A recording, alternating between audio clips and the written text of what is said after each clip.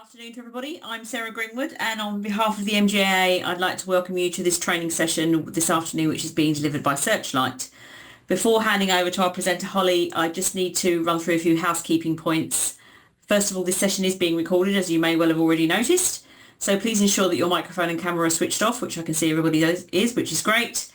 If you would like to ask a question, can you please pop it in the chat, and we will answer these questions during the Q&A at the end. If we don't have any time to answer these, however, they could be answered post-event, so do put your contact details in there if you do want an answer to your question.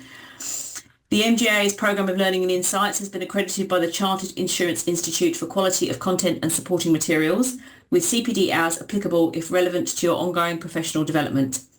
The recording of this training will be available on our website and on our MGA YouTube channel, with a PowerPoint presentation to follow post-event. Finally, I'll be posting a link to the feedback survey in this chat box. Please do take time to complete this, which should take no more than a couple of minutes, and it allows us to deliver the best quality events to our members. So, today's training, Bullying and Harassment in the Workplace, is being delivered by Holly Maxton. Holly is an HR consultant with IHRS and Associate of CIPD with extensive board-level HR experience, including an HR Director level, FCA certified.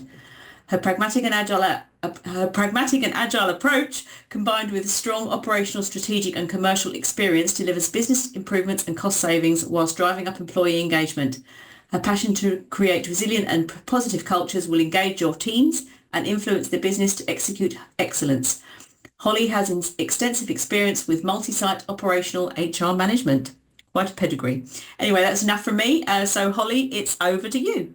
Thank you. Thank you. It's always wonderful to follow my bio. It's always it's a bit weird, isn't it? I know.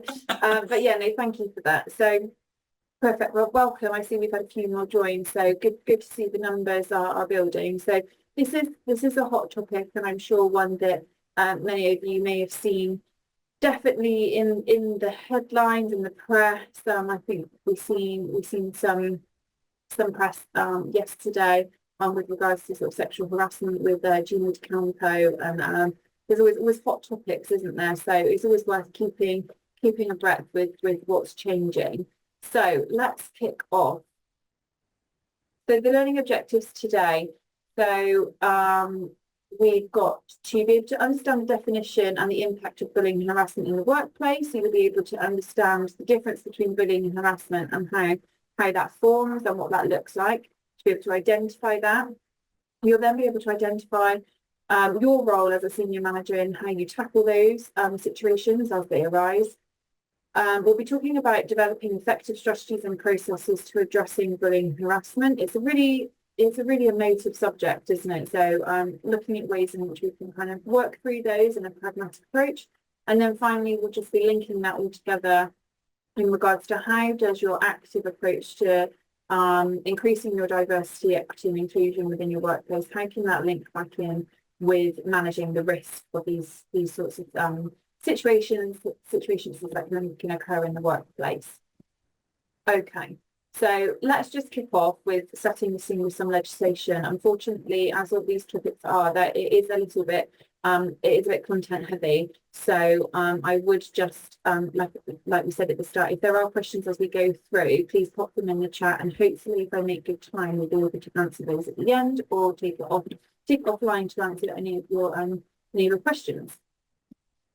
So we're going to talk firstly about the Equality Act. So this might be something that you previously had some sort of training on or some understanding, but essentially under the Equality Act, there's 9 protected characteristics that are identified in the legislation, those being on screen there. And essentially, these protected characteristics are put in place within the legislation to protect employees and contractors and workers from any sort of discrimination that comes with an engagement or terms with regards to working in the workplace. So we're there to prevent sex discrimination, race discrimination, age discrimination, disability. Probably the more popular ones you've heard about, gender reassignment is the most recent one. We've got their sexuality and religion and beliefs. So those are ones that you probably have already already heard of and have been sort of within your remit as a manager, and those are all covered for direct discrimination and indirect discrimination. So when we move through into what looks like harassment and victimisation and bullying, which we're going to talk about today, there are only a few that are covered under the protected characteristics. So only 7 of them. So essentially the last 2, the marital status and the pregnancy and maternity protected characteristics, aren't covered under this legislation for bullying and harassment. So it's just worth just pointing that out as just a starting point for us, so we've got a good landing place when we're talking about this, because this kind of trend of the protected characteristics will follow through when we're discussing how we identify bullying and harassment. Okay, so let's look at the statistics. As we always do, I like to gather some stats as to where we are. So, essentially 25% of people who experience sexual harassment do experience it in the workplace. So a quarter of us, of those that have undergone some sort of sexual harassment, unfortunately, 25% of that is in the workplace. It is quite prevalent, and particularly in certain sectors. I work kind of across different sectors, and you can definitely see trends within different office environments. And experiences of harassment are definitely more prevalent in younger age groups. So 20% is between that 16 and 19. So again, if we're looking at our demographic of our workforce, and we've got a younger workforce, so we're trying to get younger talent through the door, particularly in this sector, which I know is an active challenge. We just need to be quite vigilant in terms of the likelihood of the risk going up within that age demographic. 21% between the ages of 20 and 24-year-olds have experienced some sort of sexual harassment in the last 12 months. And I think that's what we've had reported. So we've got to think about all those ones that haven't been reported and have kind of gone under the radar, which leads me in quite nicely to the next statistic. So 47% experience conflict at the workplace and just let it go. I'm surprised at that, because I actually thought it would probably be higher. But yeah, about 50% kind of let these things slide, turn a blind eye, allow different situations to excuse different behaviours, etc., and conduct. And then only 29% are discussed with the manager. So you've got to think, you as a senior manager, you're kind of probably only seeing a third of what's going on in terms of your interaction with your team, whether that's in the workplace or outside the workplace. And 80% of employees feel that they are doing enough and managing that, but 36% of employees who experience the conflict actually only have it fully resolved. So as we work through the strategies and the processes, it's really worth us trying to drill down into actually what does a resolution look like? How can we get to a point in which we feel comfortable that we've addressed the concerns, we've identified the behaviours and conduct, and we've actually we've managed that appropriately and proportionately to the business. So it's fine saying that you're trying to prevent, but actually are we concluding that kind of full process and making people feel safe within the working place? And then firms have expressed that there is a lack of role modelling and leadership, and this is something obviously that we're going to kind of talk about today, is that having that confidence, that psychological safety to be able to challenge those behaviours, especially, as you are approaching, networking events and social events. We've suggested kind of the festive period process, which I'm sure included lots of work events, etc. So it's just about kind of being confident in different situations to be able to pull on your attributes and your skills as a senior manager, to be able to support the firm in doing that, and having the confidence to pull out that behaviour. Okay. So let's just jump straight into it. So what is harassment? So if we look at the definition, so there's 3 types of unlawful harassment. So first, we're going to go through these in order. The first one is relevant to protected characteristics. So like we just spoke about on one of the first slides. So one of those 7. Remember, the bottom 2 don't count. The second one is sexual harassment, which we'll talk about in more detail. And then the third one is less favourable treatment to a worker because they've been submitted to or rejected sexual harassment relating to sex or gender reassignment. That one is probably the least common. I would say 1 and 2 are up there in terms of the most common harassments that we see in the workplace. So the harassment has to be unwanted behaviour.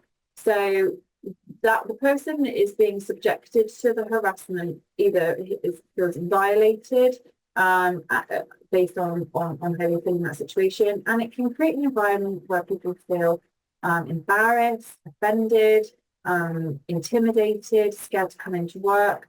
And essentially we're talking about that behaviour being really unwanted by another person or a group of people.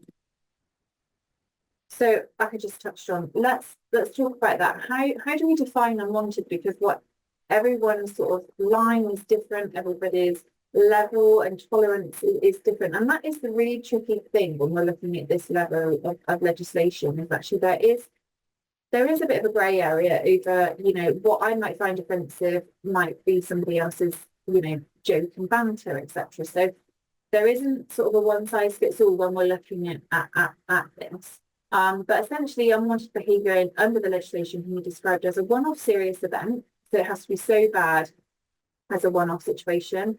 It can be repeated behaviour that is, bringing that hostile, that degrading, that really upsetting working environment for somebody.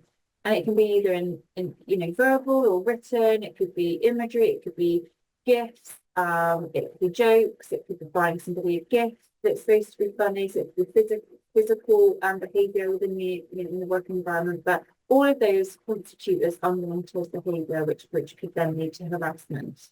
I think it's just worth noting that if a harassment claim was to go to a tribunal, a judge would consider whether a typical person, or I say typical in inverted commas, would see that behaviour as harassment. And that's what I mean by there is this grey area. So actually, if they work off of sort of a probability or a belief of assumption that actually, if a typical person would find that unreasonable and unwanted, then that's enough for a tribunal to pursue that harassment claim as upheld. So how might somebody feel if they have been harassed? So we've also talked about, what the behaviour might be, but there would be a feeling of feeling really disrespected in that situation, maybe that one-off or that kind of ongoing bantering and, poking the bear, as I call it, waiting for that reaction, or are you going to feel so disrespected that you're going to speak out? There could be that level of feeling frightened and unknown what the next sort of conduct or behaviour is going to be. So they could be scared to come into the workplace, or they could avoid social situations. They could avoid work drinks if they know that person's going. Humiliated, especially if there's, social WhatsApp groups, or if you work on Slack or Teams groups, and this sort of, ongoing behaviour is in that sort of environment where someone feels really humiliated and they feel they're at the end of every single joke. They feel insulted, they feel intimidated, and they feel threatened. So they could feel all these sorts of things just from that unwanted behaviour, which could amount to harassment in the workplace. So the big question is always, okay, is there intent? And I've been in many of disciplinary meetings and investigations, and the employee who the allegations against has said, that was never my intention to make someone feel frightened, or I didn't intend for them to feel upset or disrespected. That was never what I wanted to do. I didn't realise that I never set out to make them feel like that. But actually it's not about whether the intent has to be there. One has to be affected by the behaviour. So it's not even if it was intended. If that person has feels that they've been affected by them in a way that I've just described, then the intent is really not the question to be asking. The intention to have one of these effects, even if you did not want it to be. So like I said, the law is still against the law, even if the person's being harassed has actually not asked you to stop. So that's another question I get asked is, okay, well, they never asked me to stop. They never said that joke on the WhatsApp group wasn't funny, or they never said that, me moving their car space every day to the furthest point away in the car park. They never said they wanted me to stop that. So again, in an employment tribunal, even if someone hasn't actively told them to stop, doesn't kind of stop that harassment claim coming. So how, you must be thinking, that this is such a grey area, and actually, okay, the legislation does state a couple of things, but how do we actually determine if it's harassment or not? So they look at a couple of things. They look at the situation of the circumstances around the situation. So they'll take all the evidence into account. And like I said, every situation will be different based on the relationship, the dynamic, the working, physical environment, if it was a one-off, if it's been many events. They'll look at how that person's receiving the unwanted behaviour, views that. So that they will very much, if reasonably believe, if that person has a view to say it's unwanted, then that's what they will go off of. And if the person that's receiving the behaviour is reasonable to do that. So again, it's looking at whether a typical person would see that this is unreasonable.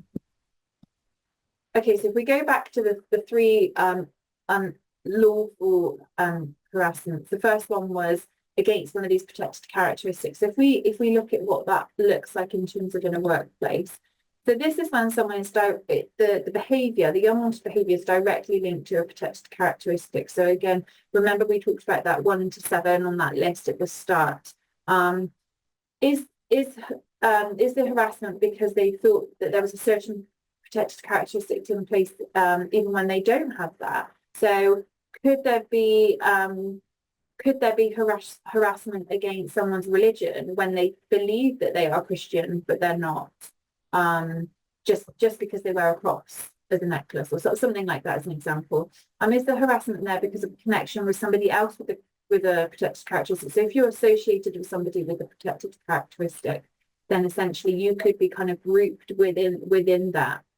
Or even if you've witnessed it and there's been that level of violation and of dignity, or creating that intimidating and hostile environment, that again, you can then, if you've witnessed it, then you yourself can feel that unwanted behaviour.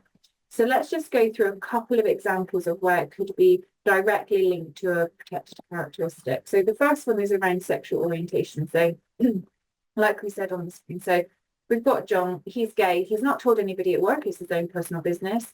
He's out with his partner one evening and John runs into somebody from work. They then tell the rest of the team that John is gay.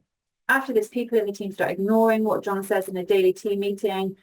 John, understandably, is humiliated, notices the change of behaviour, notices the fact that actually it is unwanted, the fact that he's being left out, he's feeling very uncomfortable and humiliated, and this behaviour is likely to lead to grounds of harassment on the grounds of sexual orientation. So something as simple as this, where there's a shift of behaviour and someone is feeling that change based on one of their protected characteristics. This is a very clear example of where this would stand up in an employment tribunal.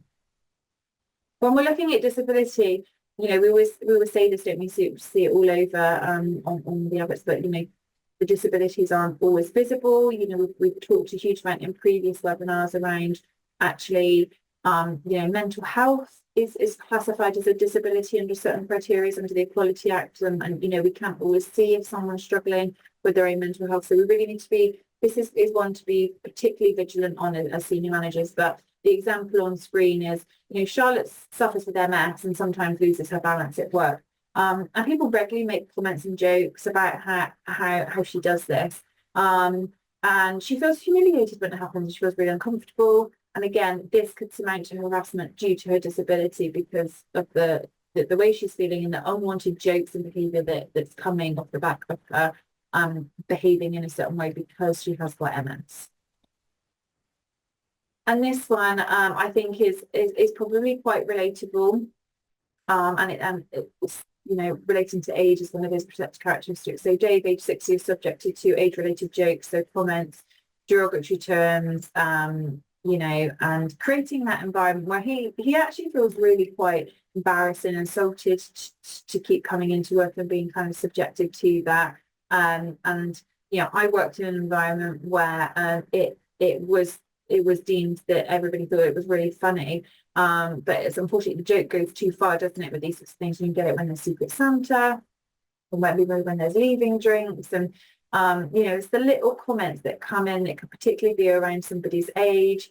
I witnessed once in an office, somebody I think was nearing retirement age, and someone bought them a sort of a kind of a blow up walking stick as a joke, and luckily it was taken in good faith, and it was seen as is a good laugh, but you know, that person could really take offence to that and could pursue a claim for age-related harassment. So again, it's just about being mindful that actually there is a limit to how far we can kind of go with the office banter, and it is very much kind of within that bandwidth of what the levels are, and let's not blur those as line managers and senior managers within businesses. Okay, moving on to the second one, which was sexual harassment. So this has again been very a very hot topic in the press. So what conduct or behaviour could we describe as sexual harassment? So again, we're talking about that unwanted conduct, but it has to be, again, making them feel in exactly the same way, but it has to be of which of a sexual nature. So it doesn't actually have to be, doesn't have to have a sexual motive or actually be physical in any way. But if there's sexual connotations in nature to do with the way in which that conduct has been perceived, then that would then kind of come under that bracket of sexual harassment. So there's been some huge changes in the legislation. 24th of October last year, there were changes to the amendment to the Equality Act. And they basically brought in new legislation to state that the employer must take reasonable steps to prevent the sexual harassment. So whereas before it was kind of, you obviously are managing that risk as and when it comes up, but the change is that kind of prevention piece.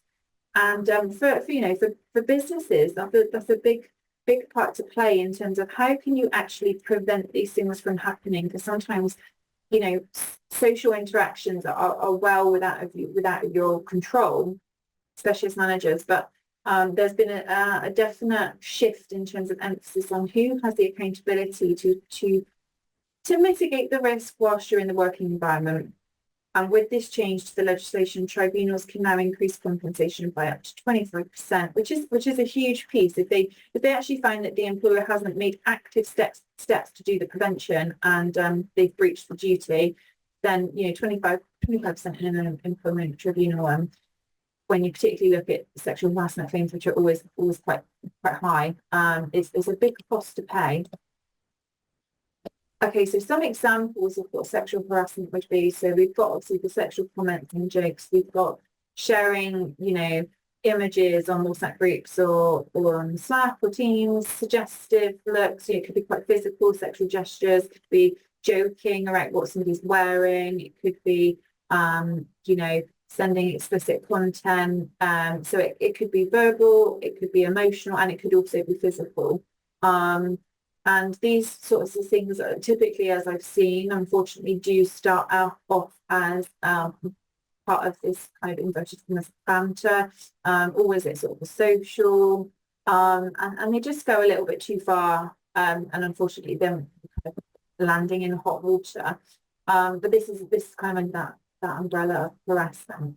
And thirdly, the less favourable treatment is probably the least likely to be pursued, but does come under that kind of lawful harassment. So it's when someone is treated less favourably because of how they responded to a previous harassment. So if there was a harassment claim, and then off the back of that, they were treated differently and less favourably to their comparators, then that would also smount to harassment. And it's the previous harassment has to be related to the sexual harassment, harassment related to a protected characteristics of your gender, or to gender reassignment. So like I said, this one is probably the least likeliest to kind of come up, but if you've got something that's a kind of a repeat offence, then and then someone feels a shift in that behaviour and how they're treated, then this could then surmount to harassment. Okay, so where does bullying come into all of this? Because it is, some of that you might be reading and thinking, well, actually, again, blurred the lines over, okay, what's harassment and what's bullying? So it's when that unwanted behaviour is from a person or a group. And again, it's very, very similar in regards to the offensive, intimidating, malicious and insulting behaviour. It's the misuse of power, that can kind of humiliate or cause physical or emotional harm to somebody. So it is in the same vein as harassment. And the conduct is the conduct and what we actually see physically people doing, whether that's from an emotional perspective, a physical perspective, or psychological perspective. So again, it could be done very, very gently and under the radar, and it's difficult for senior managers to actually identify if bullying is actually going on. So some examples here are such things as excluding somebody from the team social. We've all been there where we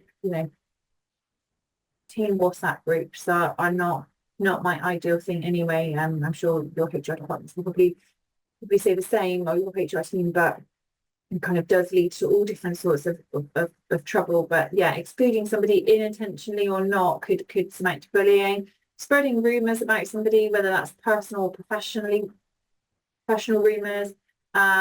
Constantly putting somebody down in a meeting, so talking over them, telling them they're wrong, humiliating them, giving somebody a heavier workload than somebody else, just could amount to bullying, obviously. And you could be doing that kind of subconsciously. So it's your unconscious bias decisions allowing you to maybe do that, or you're witnessing somebody doing it and then they're not realizing that they're actually treating somebody unfairly. Criticizing somebody's work, in an unfair way, may I add, because obviously we are allowed to do kind of criticism and give feedback constructively, but this is when it's beyond the realms of fair, and then putting threatening comments or photos on social media where that person would feel humiliated or offended. And then what we don't always talk about is actually this kind of upwards bullying. So you always kind of, I guess in your mind, if you're physically looking at the dynamics within a team or in a business, you may see that the manager or the more senior people in the business doing it to the more junior members, but actually upwards bullying is something that we also see quite a lot, where that could be somebody is continually showing disrespect within meetings and out on the office floor. They're refusing to complete management tasks and reasonable management requests quite visibly. Spreading rumours like that manager to create that kind of hostile environment where the manager loses respect from peers. Constantly undermining someone's authority and trying to change the goalposts all the time, and doing things to make somebody seem unskilled or unable to do their job properly. So that real undermining of a manager can be examples of upwards bullying, which we see quite a lot, unfortunately, and we just really need to tap into actually identifying these at the earliest point, so we can kind of stop these from escalating into a bigger problem. So when would bullying be classified as harassment? So essentially it's kind of comes under that umbrella. Again, bullying behaviour can be harassment if it's related to one of these protected characteristics. So like we just talked about, if actually someone's treating somebody in that way because of a particular religion or belief, or because of their gender, or because of their age, you could see that upward bullying, but actually because the manager's younger than the rest of the team, and actually they're kind of creating that hostile environment because because the person's younger, they feel that that's unfair, so they're then targeting them. Sex or sexual orientation. So again, it would have to be directly linked back to one of these protected characteristics. Okay, we're going to move on to now what is a senior manager's role in all of this, and how do we move forward? I'm conscious there are a few questions, so I think what we'll do, I'll try to save some time at the end, because I know this is sort of content heavy on the legislation. So I'm just, I will be mindful of the time, and we'll make sure that we get to the questions. So keep popping them in the chat. It's a good way to kind of flush out some of your concerns or your questions. Okay, so as we move on to the next bit, so what is your role as a senior manager in all of this? So firstly, from a firm's perspective, there's a legal duty, much like there was in that the amendment to the Equality Act to prevent the sexual harassment. So collectively, your business, your MD, your owners, your directors, they need to do all they can to prevent bullying happening, and they need to take on any bullying, harassment, complaint very seriously, look into it as soon as possible. So you're probably thinking, tick, we do that. That's great. Your duty as a manager is a couple of things. So you obviously have to lead by example. So you need to set the tone for the workplace behaviour. So quite often, again, if I see situations coming about where it has happened in a social or a networking or an event situation, and you've actually got a senior manager being involved within that behaviour and not setting the tone, it's very, very difficult to be able to then present the kind of the cultural values of that business in terms of being able to prevent that from happening. Because if you've got senior managers within that business presenting the same behaviours and conduct, it becomes a wider spread problem than just kind of between two employees. You know, we need to lead by examples in terms of our actions, our attitudes, how we respond to the overall shaping of that workplace culture. We need to create a respectful working environment. So again, I think there has to be zero tolerance to any bullying, harassment, and employees need to feel safe in the workplace. They need to know that they're coming to work and not feel as though they are going to be the butt of the joke. They're not going to be pulled up on for some protected characteristic, or they can bring their whole self to work and tell people similarly in that situation, you know, John can come to work and express his sexual preferences. You know, he can express if he's gay, you know, and he doesn't feel like he needs to hide that because there won't be any ridicule or hostile environment because of that. So we need to create that really respectful environment. We need to support policies and procedures, and this is the biggest one. So as a senior manager, I would encourage you all to go away today and have a little look at what your policies and procedures are in place for your bullying, harassment and standard of conduct policies, and actually understanding what they look like. Do you have anti-bullying steps in place?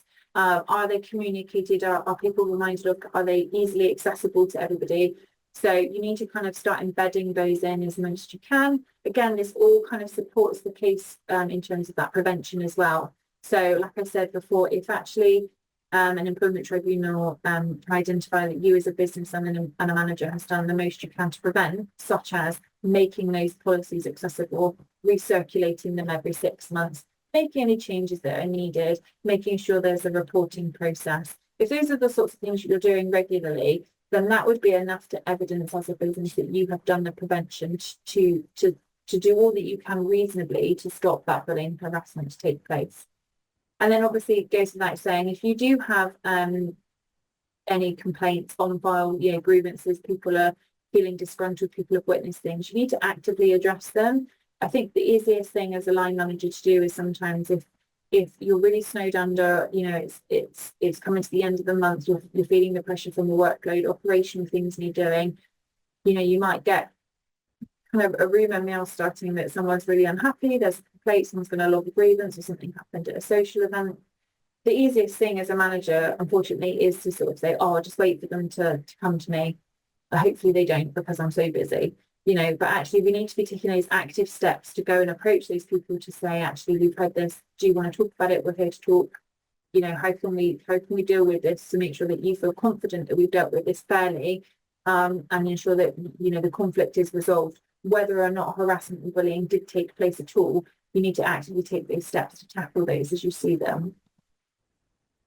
The communication skills are absolutely key as a line manager or senior leader within the business. So it goes without saying, you know, clear and open communication is best. So best be transparent about your expectations. I always encourage people, if there are social events or there's networking, to send out clear communication the day of or a couple of days before, really setting out the expectations for conduct, whether if it's classes working time, and really being able to identify what's acceptable and what is not at these events. Encourage dialogue and encourage those opportunities for people to share their concerns, or if they're not sure on something. So I think keep that two-way communications open, whether you do that in sort of town hall meetings or team huddles, or you've got an intranet.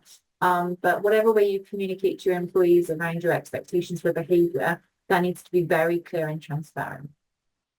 I think we need to really practice this active listening. And again, that's kind of one that people might go, well, that's common sense, but actually genuinely listening to what your employees are feeling and hearing and experiencing. Because again, it's quite easy to slip back into that. If it doesn't land on my desk, it's not my problem. Whereas actually we need to be really taking an active role in doing that listening to what you hear and actively pursuing if you feel there is a sort of an allegation or a complaint to be heard.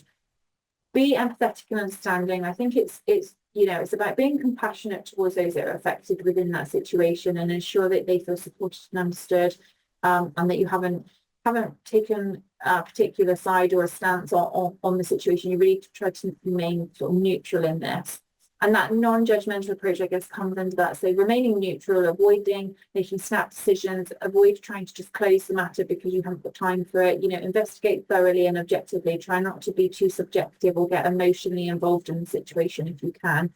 And I guess if you are involved emotionally because of the dynamics of what's happened, maybe with the harassment or bullying, I would then try to get somebody that is completely detached from that situation to do that investigation approach on your behalf. And then the desirable personal attributes. So obviously, hopefully everybody's already modelling those if you are already in a a senior role. But think about also your recruitment process. So if you're recruiting somebody into a senior role within the business, what personal attributes would you be seeking? And we need to be looking for that emotional intelligence piece. So the ability to know your own emotions and understand what it takes to actually create an inclusive environment and actually be able to tailor your approach to different people based on the situation and the dynamics involved.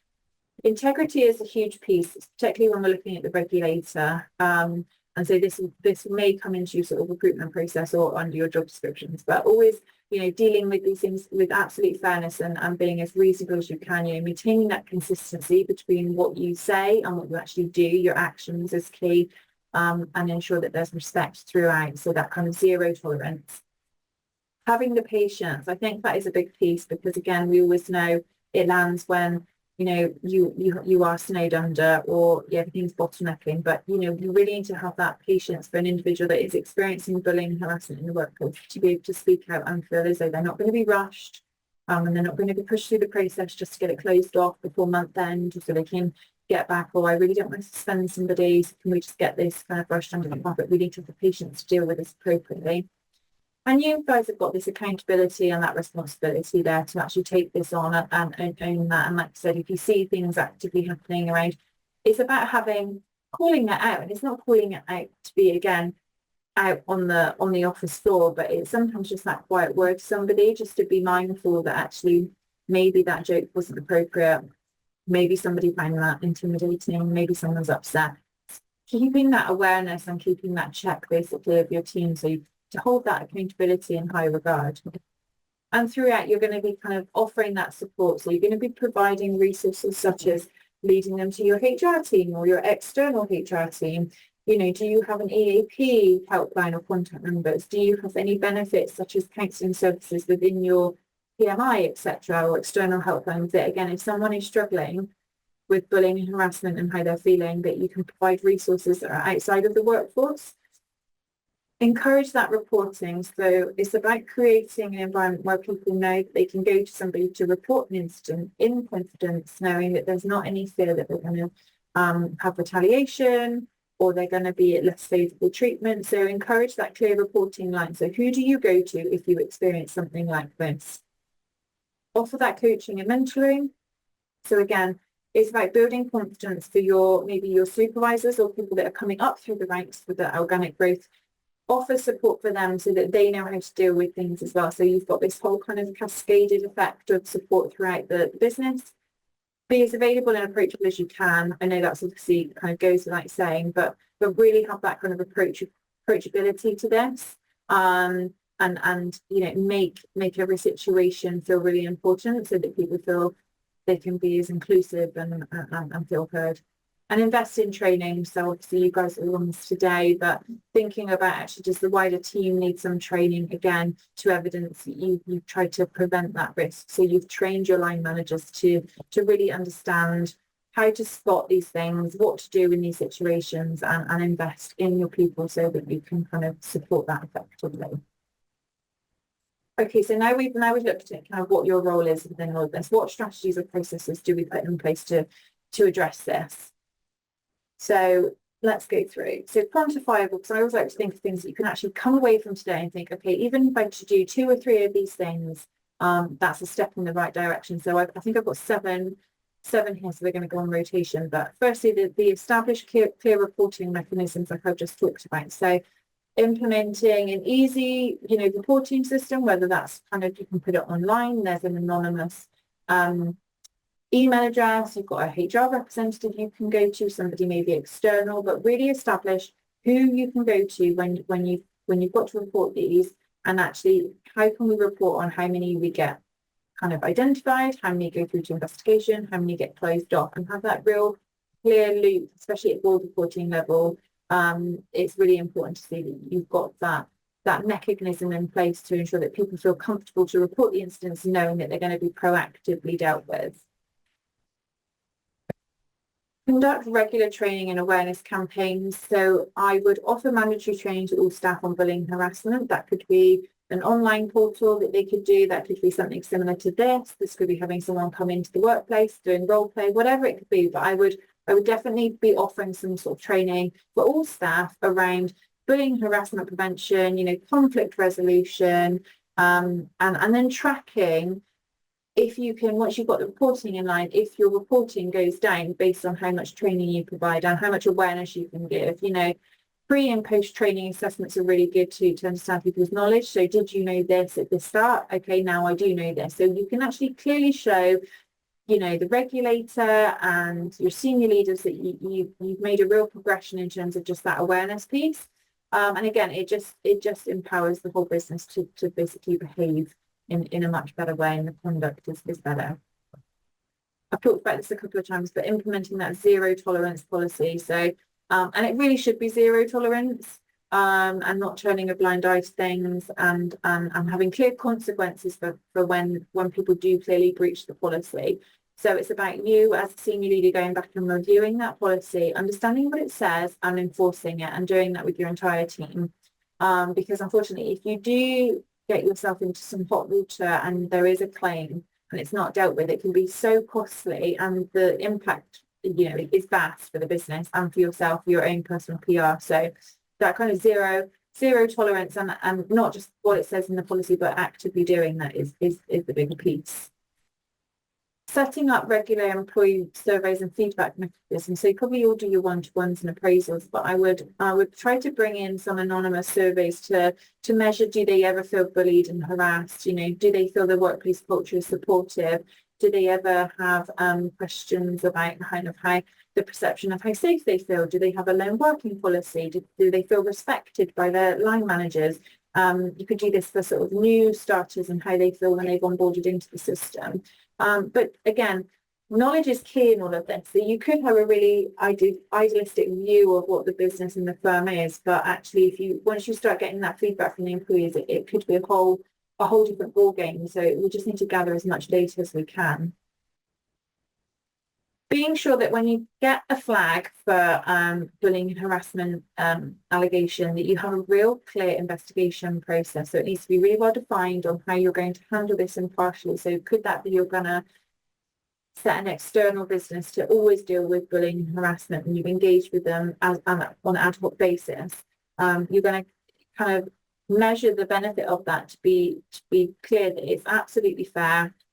It's very thorough. It doesn't impact anybody else within the business. It's completely confidential, and designing something that's completely transparent for everyone to see will also hopefully reduce the risk in terms of an investigation being influenced by unconscious bias decisions that go on in small teams. Establish employee support programs. So again, I talked about this, but really look into your benefits program. Do you have an EAP system? Do you have a mediation service that's part of your insurance or key man's insurance, etc.? But there could be other support programs out there that can kind of support your employees through this process without having to put an additional pressure on senior managers. So if people are in the workplace that have been affected by bullying and harassment, then it's about having those support networks in place externally that you can refer them over to make them feel as though they've got that kind of support network in place. And then finally, creating the workplace culture for inclusivity and respect. I think we've kind of touched on this in a little bit more detail on one of the last slides around the diversity and inclusion, but it really is that is the direct link, is actually if you can create a more inclusive workplace, then by kind of one of the outcomes or the benefits of that is actually the reduction of bullying and harassment claims within the workplace, or not even the claims, but just the unheard and the conflict that goes on that actually unfortunately doesn't get addressed. So I would say risk assessments are absolutely key, particularly with sexual harassment. So one of the key findings from this whole change in legislation to create the prevention of sexual harassment, an absolute bare minimum that ACAS Code of Conduct is stating is that every employer should be doing a risk assessment when they feel sexual harassment could be a risk. And I put a couple of examples up here of what you could identify as a risk. But you know, if you read the ACAS Code of Conduct and what the legislation states, risk assessment should be for, festive parties and overnight stays and, sending people on networking events. You should be risk assessing those. And that could mean very extreme, but essentially you're creating an audit trail for yourself to be able to evidence that if it did ever go to a tribunal, that you've done everything within your power to mitigate any risk that you thought was within your control, essentially.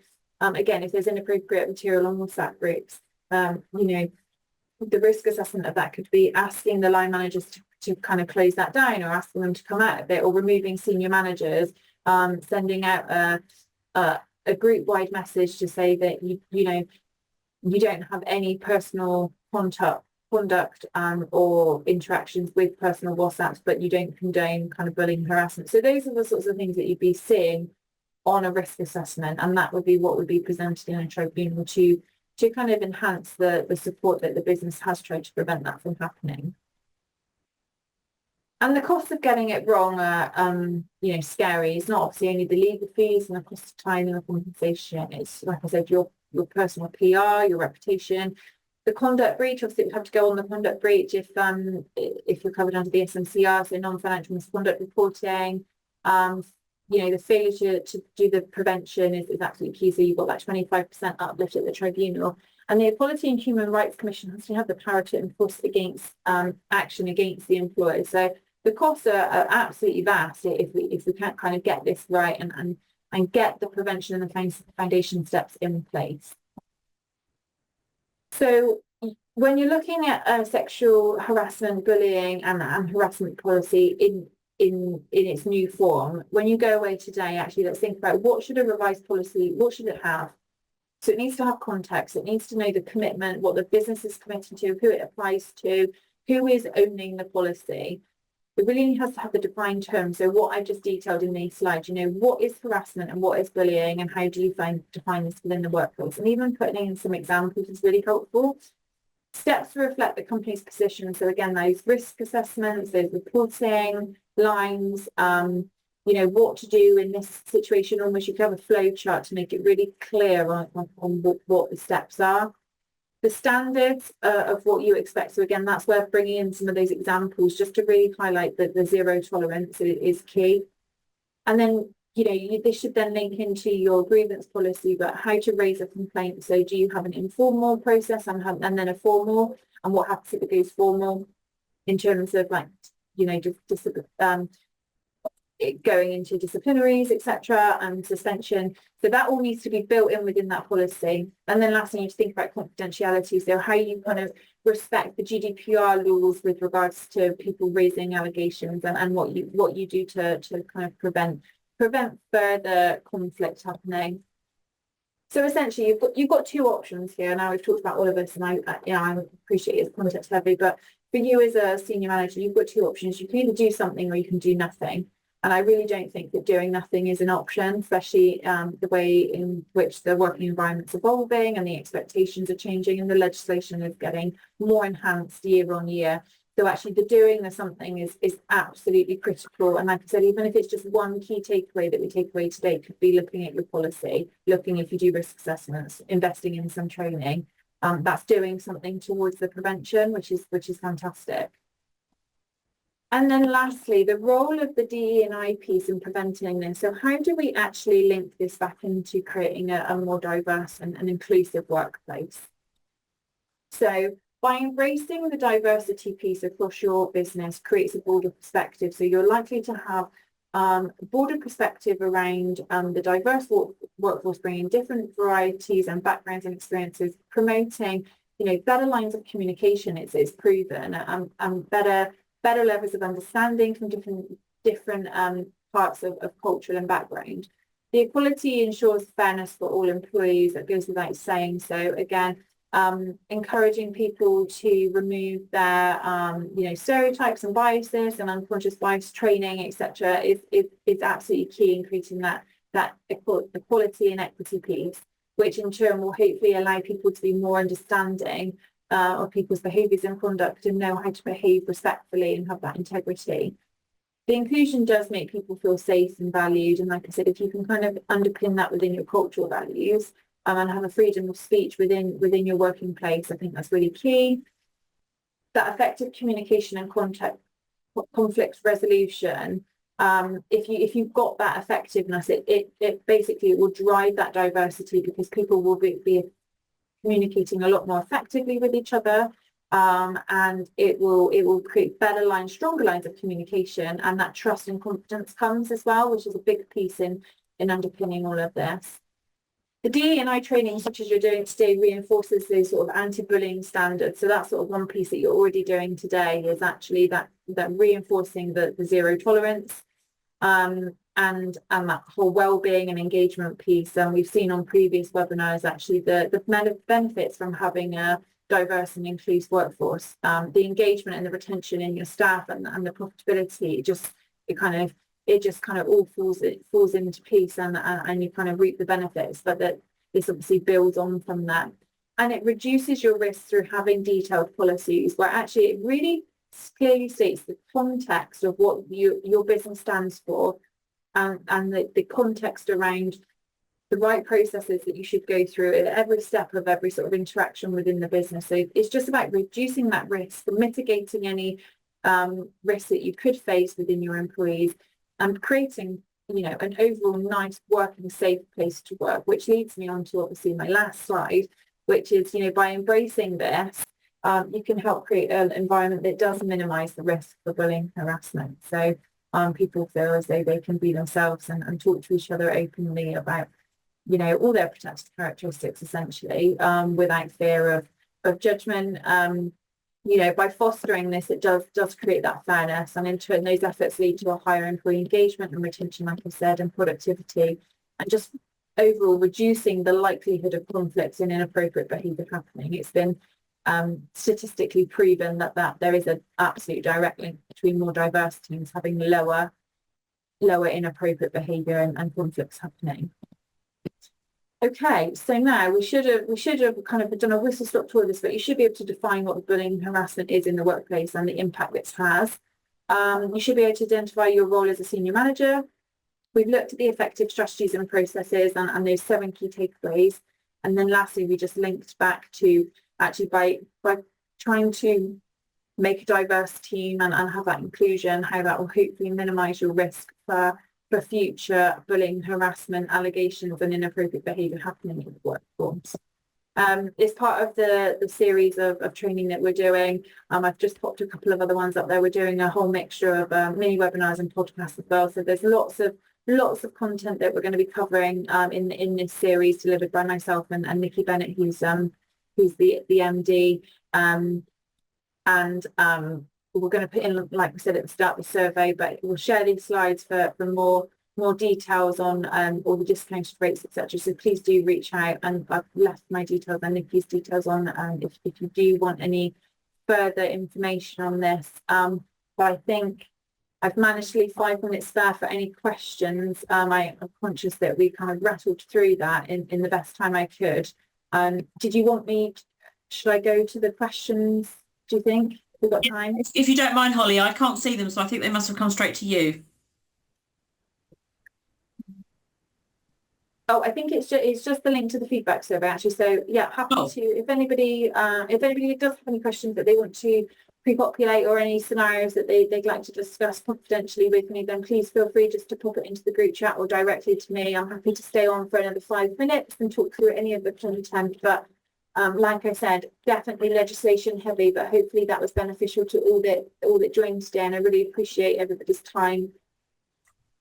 Holly, thank you so much. I mean, there was an awful lot to get through there, and I think you've done a sterling job about of giving us a really good roundup of what's new and what to expect. I mean, I had a very quick question in that with the number of high sort of profile cases, as you mentioned at the very beginning of your session, do you think that that has given people a bit more confidence in maybe stepping up and making, and bringing forward their complaints, their issues, or do you think there still is a little bit of stigma out there and a little bit of embarrassment, and how do you think it's generally going, in the workplace? Yeah, it's an interesting question. I definitely think there's a level of empowerment now to be able to speak up, especially because of the Me Too movement and like you said, the topical presses that's saying, the headlines.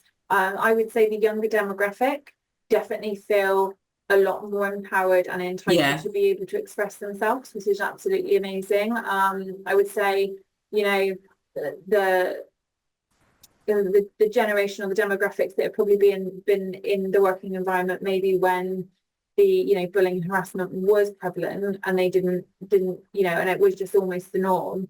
I think they may struggle to actually now kind of speak up because of maybe what they've witnessed in the past or they've been subjected to. So there's definitely a shift on demographic, but overall I think the legislation itself is just driving people to speak out and have that confidence. And that's why it's so important for firms to actually try not to be too resistant of the change. I know it's very easy to kind of say that from my perspective, but